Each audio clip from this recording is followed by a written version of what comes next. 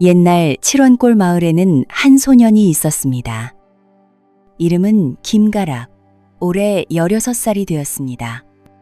김가락은 5살 때 어머니를 하늘나라로 떠나보냈고, 아버지는 가락이가 계모 밑에서 서름받을까 걱정하여 재혼도 하지 않은 채 홀로 아들을 키웠습니다. 김가락은 효심이 지극했습니다. 10살이 되자 아버지를 따라 밭일도 하고 산에 올라 약초도 캐며 아버지의 든든한 오른팔이 되었습니다. 그러나 불행은 피할 수 없었습니다.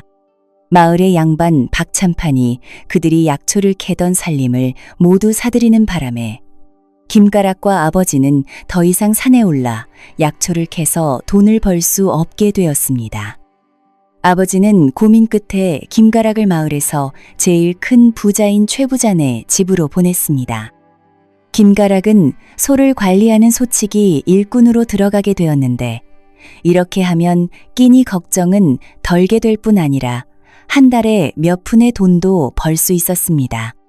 최부자는 마을 내에서 제일 부자로 소문난 사람이었습니다. 마을 내에 3개의 가게를 가지고 있었고, 시골에는 논과 밭, 그리고 소와 마리떼를 지어 있었습니다. 원래 소를 돌보던 이 노인이 나이가 많아 일을 그만두고 집으로 돌아가게 되자 최 부자는 김가락에게 소를 먹이고 돌보는 일을 맡겼습니다. 최 부자는 50이 넘은 나이였는데 아내가 딸 하나를 낳은 후로는 더 이상 아이를 가지지 못했습니다. 최 부자는 이를 매우 못마땅하게 여겨 첩을 들이려 했으나 아내가 허락하지 않았습니다. 아내의 친정은 일대의 세도가였고 처남은 관아에서 일하는 자리에 있어 권세와 돈이 모두 있었습니다. 최 부자는 장인어른의 도움으로 재산을 모았기에 아내를 두려워했습니다. 아내가 첩을 들이는 것을 허락하지 않으니 감히 첩을 들일 수도 없었고 평소에는 기생집을 찾는 것으로 만족해야 했습니다. 세월이 흘러 아내는 나이가 들고 아름다움이 사라졌습니다. 하지만 최 부자는 아직도 건장했기에 몰래 첩을 들이려는 생각을 하게 되었습니다. 얼마 후 최 부자는 몰래 조월란이라는 처녀를 사들였고 바깥에 집을 마련하여 몰래 키우고 아들을 낳게 하려 했습니다. 조월란은 겨우 15, 16의 나이로 꽃처럼 아름답고 영민했습니다. 최 부자는 조월란의 입을 막은 채 한밤중에 최 부자의 집 지하실 골방으로 들여보냈습니다. 성질이 누그러지기를 기다렸다가 바깥채로 데려갈 계획이었습니다. 그래서 최 부자가 첩을 들였다는 사실은 집안 사람들 중 아무도 알지 못했고 더욱이 그 첩의 얼굴을 본 사람도 없었습니다. 김가락은 일한 지 얼마 안 되어 이런 소문을 들었지만 별로 관심을 두지 않았습니다. 소를 잘 돌보고 먹이고 먹을 것이 있고 한 달에 약간의 돈을 받을 수 있으면 만족했습니다. 소를 밤에도 돌봐야 했기 때문에 김가락은 밤에는 외양간 옆에 방에서 잠을 잤습니다. 어느 날 밤 김가락은 일어나 소들을 둘러본 후 용변이 급해 바깥 변소로 향했습니다. 이 변소는 아주 간단한 구조로 일꾼들과 하인들 그리고 다른 종들을 위해 만들어진 것이었습니다. 변소는 세면이 벽으로 되어 있고 변기는 큰 항아리로 만들어져 있었습니다. 위에는 2개의 나무 판자가 놓여 있어 2발을 2 판자 위에 올려놓고 용변을 볼 수 있었습니다. 변소에서 나오자 김가락은 갑자기 족제비 한 마리가 발 밑으로 달려가는 것을 보았습니다. 김가락은 족제비를 쫓아갔고 한방 앞에서 족제비가 문틈으로 방 안으로 들어가는 것을 보았습니다. 김가락은 문이 잠겨 있는 것을 보았지만 자세히 보니 문고리가 자물쇠보다 컸습니다. 자물쇠를 문고리에서 빼낼 수 있다는 것을 깨닫고 쉽게 문을 열었습니다. 김가락은 안으로 들어가 방금 들어간 족제비를 찾았지만 밤이라 너무 어두워 아무것도 볼 수 없었습니다. 갑자기 김가락은 방 뒤 벽에서 발자국 소리가 들려오는 것을 들었고 곧이어 벽에 있는 문이 열렸습니다. 김가락은 재빨리 어두운 구석으로 숨었습니다. 검은 옷을 입은 사람이 문을 통해 걸어 나와 방을 나갔고 문은 자동으로 닫혔습니다. 검은 그림자는 곧 최부자의 집 어둠 속으로 사라졌습니다. 김가락은 그가 누구인지 제대로 보지 못했고 다시 그 문이 있는 곳을 살펴보았습니다. 나온 사람이 누구지? 여기에 지하 비밀방이라도 있는 걸까? 라고 생각했습니다. 그래서 김가락은 그 문을 밀어보았고 문이 열렸습니다. 들어가자 바닥에 뚜껑이 있는 것을 발견했습니다. 김가락은 뚜껑을 열었고 아래에 계단이 있는 통로가 있음을 발견했습니다. 그는 계단을 따라 내려갔고 앞에 불빛이 있는 것을 발견했습니다. 불빛을 따라 걸어가 2번 모퉁이를 돌자 길이 끝났고 지하실 창문으로 어두운 등불이 비치는 것을 보았습니다. 김가락은 문을 밀었지만 문이 안에서 잠겨 있는 것을 발견했습니다. 안에 분명 누군가가 있었지만 왜 누군가가 이렇게 햇빛도 들지 않는 지하실에 살고 있을까 의아했습니다. 김가락은 손가락을 입에 넣어 젖게 한 다음 부드럽게 창문의 작은 구멍을 뚫었습니다. 그리고 안을 들여다보니 안쪽 침상에 젊은 처녀가 앉아 있는 것을 발견했습니다. 그는 갑자기 최부자의 첩에 관한 소문을 떠올렸고 방금 여기서 나간 검은 그림자가 생각났습니다. 침상에 앉아 있는 처녀가 최부자의 첩이고 나간 그림자가 최부자인 것 같구나 라고 생각했습니다. 침상에 앉아 있는 겨우 15, 16살의 처녀를 보며 김가락은 갑자기 그녀를 구출해야겠다는 생각이 들었습니다. 하지만 어떻게 그녀를 구출할 수 있을까요? 그녀를 구출하려면 먼저 이 자물쇠를 열어야 했습니다. 하지만 그에게는 열쇠가 없었습니다. 어떻게 이 자물쇠를 열 수 있을까요? 그는 조용히 문 앞으로 가서 문에 있는 쇠 자물쇠를 자세히 살펴보았습니다. 열쇠 없이는 자물쇠 수리공이나 도둑만이 열 수 있었습니다. 일단 나가서 다시 생각해봐야겠다. 지금은 처녀를 놀라게 할 수 없어. 라고 생각했습니다. 그래서 김가락은 조용히 지하 비밀방을 빠져나와 외양간으로 돌아가 잠을 청했습니다. 하지만 어떻게 자물쇠를 여는지 계속 생각하느라 잠을 이룰 수 없었습니다. 다음 날 김가락은 산의 소를 방목하러 갔습니다. 산빛 아래 큰 나무 아래 앉아 마음속으로는 여전히 어떻게 자물쇠를 열지, 어디서 자물쇠 수리공을 찾을지, 또는 어디서 도둑을 찾을지 고민하고 있었습니다. 그날 밤 김가락은 다시 일어나 소순차를 돌았습니다. 막 돌아가 자려고 할 때 갑자기 한 그림자가 담을 넘어 뜰로 들어오는 것을 발견했습니다. 그 그림자는 최부자의 방 중 하나의 자물쇠를 따는 것 같았습니다. 이건 분명 자물쇠를 딸 줄 아는 도둑이구나. 아쉽게도 밤이라 너무 어두워 잘 보이지 않는다. 김가락은 생각했습니다. 좋아, 이 도둑에게 자물쇠 여는 법을 배워야겠다. 김가락은 어릴 적에 마을의 무술 고수를 따라 몇 년간 무술을 배운 적이 있었습니다. 평소에는 아침 운동 외에는 사용해 본 적이 없었지만 말입니다. 그는 조용히 도둑의 뒤로 다가가 갑자기 손을 뻗어 도둑의 목을 잡았습니다. 그리고 작은 소리로 소리 지르지 마. 안 그러면 목숨이 위험해. 라고 말했습니다. 도둑은 자신이 고수를 만났다는 것을 알고 고개를 끄덕였습니다. 김가락이 말했습니다. 이 자물쇠를 열어라. 도둑은 잠시 망설이다가 다시 고개를 끄덕이고 자물쇠를 열기 시작했습니다. 도둑이 작은 쇠철사를 꺼내 자물쇠 구멍에 넣고 몇 번 돌리자 자물쇠가 열렸습니다. 김가락이 말했습니다. 철사를 나에게 주고 자물쇠를 다시 잠가라. 도둑은 다시 자물쇠를 잠갔습니다. 김가락은 철사를 들고 자물쇠를 열어보았습니다. 철사를 넣고 몇 번 돌렸지만 자물쇠는 열리지 않았습니다. 김가락은 도둑에게 가르쳐 달라고 말했습니다. 도둑은 손을 잡고 김가락에게 자물쇠 여는 법을 가르쳐 주었습니다. 2번 돌렸더니 열렸습니다. 김가락은 도둑에게 말했습니다. 좋아, 이제 가도 좋다. 하지만 다시는 내가 만나지 않게 조심해라. 도둑은 더듬거리며 말했습니다. 대인, 어느 산적이십니까? 김가락이 대답했습니다. 빨리 꺼져 살고 싶지 않나? 도둑은 더 말하지 않고 담을 넘어 사라졌습니다. 김가락은 철사를 들고 지하 비밀방 입구로 갔습니다. 그는 숨어서 한참을 기다렸다가 안에 아무도 없다는 것을 확인한 후에야 내려갔습니다. 지하 비밀방에 와서 그는 창문을 통해 말했습니다. 아가씨, 제가 당신을 구하러 왔습니다. 지금 자물쇠를 열고 있으니 소리 내지 마십시오.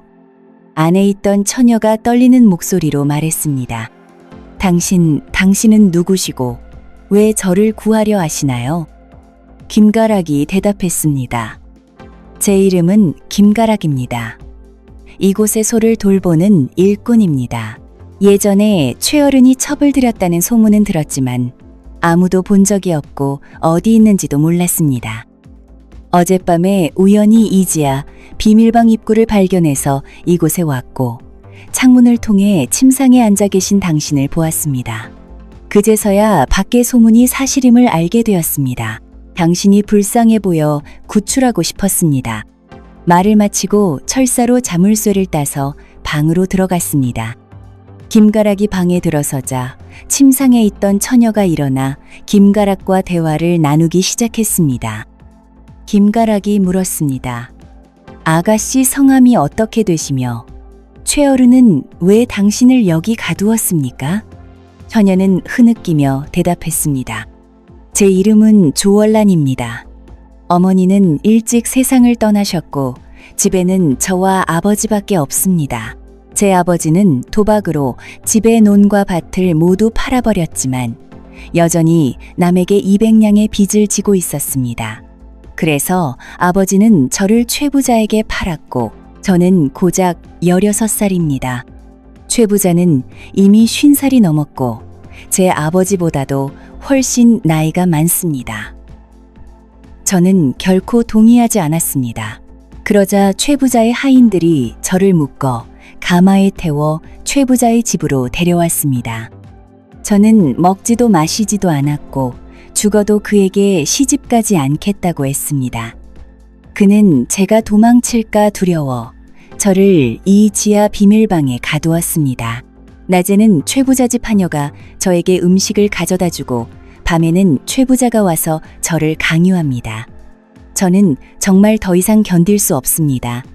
저는 죽고 싶습니다. 김가락이 대답했습니다. 그런 생각 마세요. 제가 당신을 구해드리겠습니다. 잠시만 기다리세요. 조월란이 대답했습니다. 그렇게 쉽지 않아요. 최부자의 집은 밤마다 문지기가 있어 정문으로는 나갈 수 없고 저는 담을 넘을 줄도 모릅니다. 도저히 나갈 수 없어요. 김가락이 말했습니다. 괜찮습니다. 뒤뜰에 작은 문이 있는데 제가 열 수 있습니다. 그곳으로 나가실 수 있습니다. 조월란이 말했습니다. 하지만 제가 나가서 어디로 가야 할지 모르겠어요. 집에도 감히 돌아갈 수 없고 돌아가고 싶지도 않습니다. 어디로 가야 할지 모르겠습니다. 김가락이 대답했습니다. 이렇게 하지요. 제 고향은 칠원골입니다. 당신을 밤새 제 집으로 모셔가겠습니다. 우선 그곳에 머무시고 나중에 다시 계획을 세우면 됩니다. 조월란은 갑자기 김가락 앞에 무릎을 꿇고 말했습니다. 고맙습니다, 가락님. 어떻게 보답해야 할지 모르겠습니다. 만약 당신이 저를 싫어하지 않으신다면 제가 당신에게 시집 가겠습니다. 안심하세요. 비록 최부자가 저를 잡아왔지만 저는 죽어도 그에게 굴복하지 않았습니다. 제 몸은 깨끗합니다. 김가락이 대답했습니다.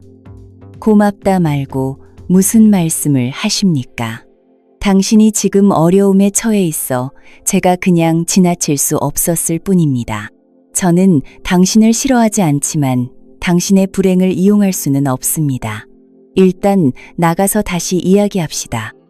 그리하여 김가락과 조월란은 지하 비밀방을 빠져나와 뒤뜰로 갔습니다. 김가락은 철사로 자물쇠를 따고 조월란과 함께 밤새 고향으로 돌아왔습니다. 아버지에게 조월란의 상황을 설명하고 조월란이 잠시 그의 집에 머물게 했습니다.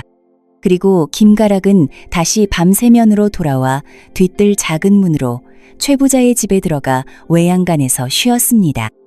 다음 날 아침 하녀가 조월란에게 음식을 가져다 주러 왔다가 조월란이 도망친 것을 발견하고 즉시 최 부자에게 알렸습니다.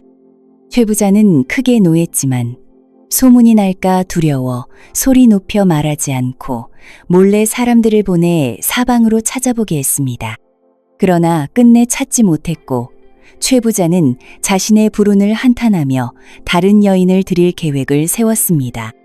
한편 조월란은 김가락의 집에 머물면서 하루 종일 방 안에 숨어 김가락의 아버지를 위해 밥을 짓고 빨래를 하며 감히 밖으로 나오지 않았습니다.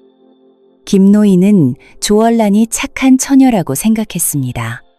아들도 아직 아내가 없는데 조월란이 아들의 아내가 되면 얼마나 좋을까 생각했습니다.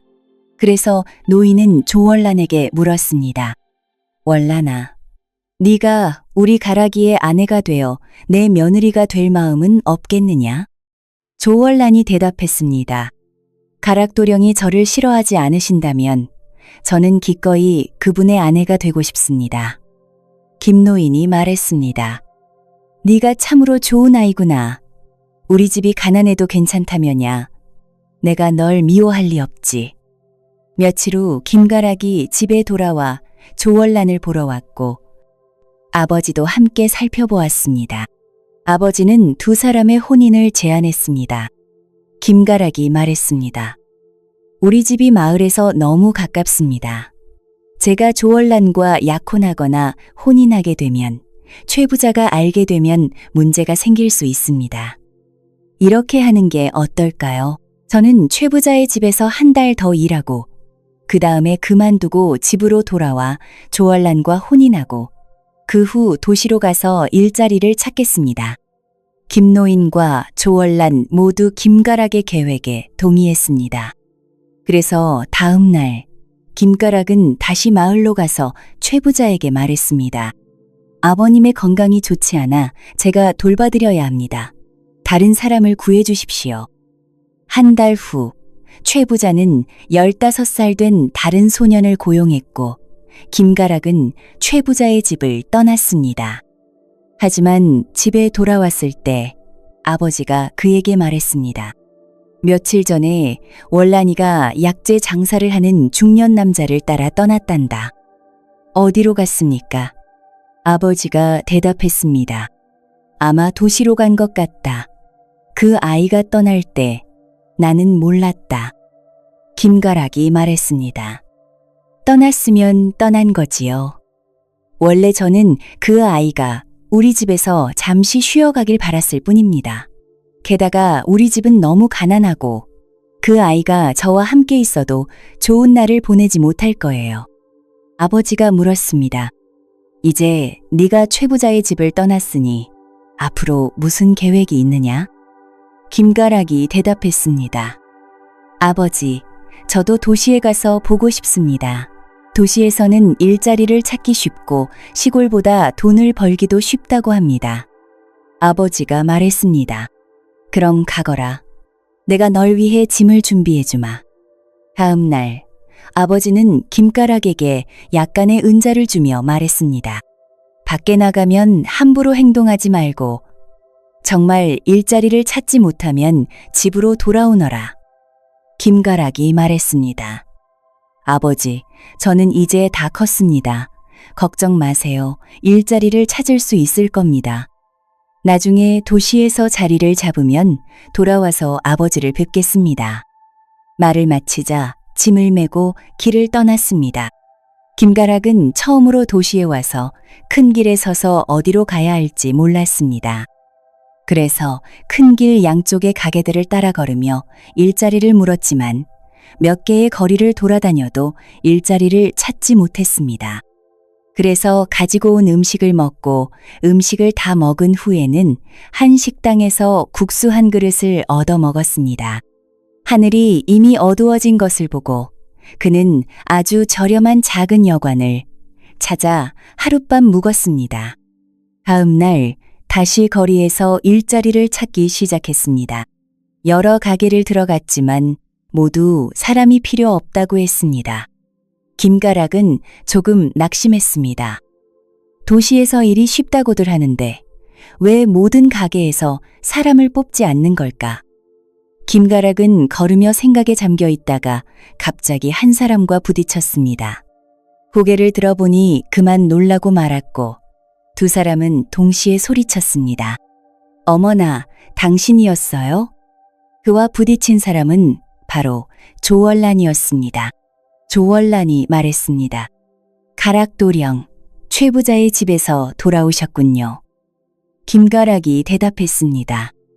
네, 돌아와서 당신이 약재 장사하는 중년 남자를 따라 떠났다는 말을 들었습니다. 도시에 일자리가 많다고 해서 저도 도시에 왔습니다. 조월란이 말했습니다. 당신이 오셨다니 정말 다행이에요. 저는 막 당신을 데려오러 가려던 참이었어요. 당신이 오셨으니 제가 다시 가지 않아도 되겠네요. 김가락이 물었습니다. 저를 왜 부르시려 했나요? 당신은 그 약재 상인과 좋아졌다고 하지 않았습니까? 어떤 약재 상인 말입니까? 조월란이 웃으며 대답했습니다. 당신 도대체 무슨 생각을 하고 계신 거예요? 그분은 제 사촌 오빠예요. 약재 장사를 하시는데 며칠 전에 우리 마을의 산에 있는 약재 상황을 조사하러 오셨다가 저를 만났어요. 제가 겪은 일과 당신에 대해 말씀드렸죠. 그분이 도시에 약재상을 차렸는데 아직 일꾼을 구하지 못했다면서 우리 둘이 그의 약재상에서 일하면 어떻겠냐고 제안하셨어요. 원래는 당신이 돌아오길 기다렸다가 함께 가려고 했는데 당신이 언제 돌아올지 몰라서요. 사촌 오빠가 말씀하시길 약재상에 일손이 많이 필요하니 저더러 먼저 오라고 하셨어요. 급히 떠나느라 마침 아버지도 집에 안 계셔서 아버지께 말씀드리지 못하고 왔어요. 어차피 며칠 후면 돌아갈 거였거든요. 그랬군요. 김가락은 마음이 매우 기뻤습니다. 첫째로는 조월란이 좋은 처녀라 자신을 잊지 않았다는 것. 둘째로는 일자리도 찾았고 조월란과 함께 있을 수 있게 되어 너무 좋았습니다. 김가락과 조월란은 바로 약재상으로 가서 일을 시작했습니다. 김가락은 어릴 때부터 산에서 약초를 캐서 여러 약재를 알고 있었습니다. 그리고 각종 약재의 약성에 대해서도 잘 알고 있어 약재의 품질을 제대로 파악할 수 있었습니다. 그래서 약재상이 개업하자마자 순조롭게 시작했습니다. 김가락이 손수 조월란을 가르쳐 그녀도 곧 많은 약재에 익숙해졌습니다. 약재상의 사업은 번창했습니다. 사촌 오빠도 김가락과 조월란에게 높은 급료를 주었습니다. 김가락은 한 달에 3냥의 은자를, 조월란은 한 달에 2냥의 은자를 받았고 1년 후 김가락과 조월란은 이미 50냥의 은자를 모았습니다. 사촌 오빠는 30냥의 은자를 조월란에게 주고 김가락과 조월란에게 도시에 집을 사서 김가락의 아버지를 모셔오게 했습니다. 그리고 김가락과 조월란은 혼례를 올렸습니다. 혼이 난 지 1년 후 조월란은 아들을 낳고 집에서 아이를 돌보게 되었습니다. 김가락은 약재상의 주인이 되었고 김가락의 아버지도 가게에서 일했습니다. 온 가족이 화목하게 지내며 삶은 점점 더 좋아졌습니다. 이렇게 칠원골 김가락과 조 씨의 봄바람에 핀 사랑 이야기는 끝이 납니다. 어둡고 좁은 지하실에서 시작된 인연이 넓은 세상에서 꽃피어 아름다운 결실을 맺었으니 이 얼마나 감동적인 이야기입니까? 우리 모두의 삶에도 이런 아름다운 인연과 행복이 찾아오기를 기원해 봅니다. 옛 이모 영상을 빠르게 만나보시려면 가운데 동그라미를 클릭하여 구독을 눌러주세요. 새로운 영상이 올라오면 알림이 옵니다. 다음 동영상과 추천 영상도 재미있으니 많은 시청 바랍니다. 감사합니다.